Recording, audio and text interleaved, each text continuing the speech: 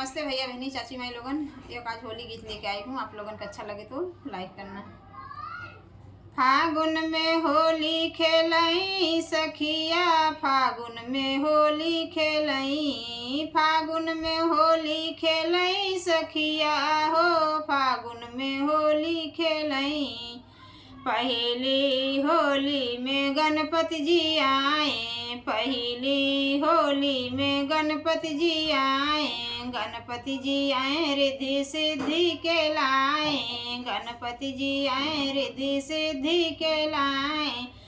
ललवा गुललवा उड़ावई सखी हो, फागुन में होली खेलावई, ललवा गुललवा उड़ावई सखी हो, फागुन में होली खेलावई, फागुन में होली खेलावई सखी हो, फागुन में होली खेलावई। दूसरी होली में शंकर जी आए, दूसरी होली में शंकर जी आए, शंकर जी आए गौरा मैया को लाए, शंकर जी आए गौरा मैया को लाए। ललवा गुललवा उड़ावई सखी हो, फागुन में होली खेलावई, ललवा गुललवा उड़ावई सखी हो, फागुन में होली खेलावई, ललवा गुललवा उड़ावई सखी हो, फागुन में होली खेलावई।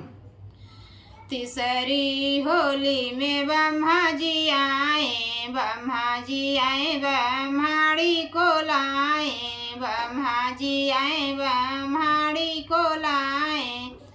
ललवा गुललवा उड़ावई सखी हो, फागुन में होली खेलावई, ललवा गुललवा उड़ावई सखी हो, फागुन में होली खेलावई, फागुन में होली खेलावई सखी हो, फागुन में होली खेलावई। चौथी होली में विष्णु जी आए, चौथी होली में विष्णु जी आए, विष्णु जी आए लक्ष्मी मैया को लाए, विष्णु जी आए लक्ष्मी मैया को लाए। ललवा गुललवा उड़ावई सखी हो, फागुन में होली खेलावई, ललवा गुललवा उड़ावई सखी हो, फागुन में होली खेलावई, फागुन में होली खेलावई सखी हो, फागुन में होली खेलावई।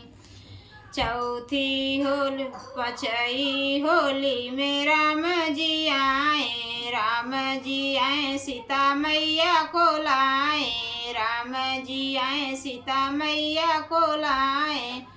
ललवा गुललवा उड़ावई सखी हो, फागुन में होली खेलावई, ललवा गुललवा उड़ावई सखी हो, फागुन में होली खेलावई, फागुन में होली खेलई सखिया हो, फागुन में होली खेलई। छठई होली में कृष्णा जी आए, कृष्णा जी आए हो कृष्णा जी आए, छठई होली में कृष्णा जी आए, कृष्णा जी आए राधा मैया को लाए, कृष्णा जी आए राधा मैया को लाए।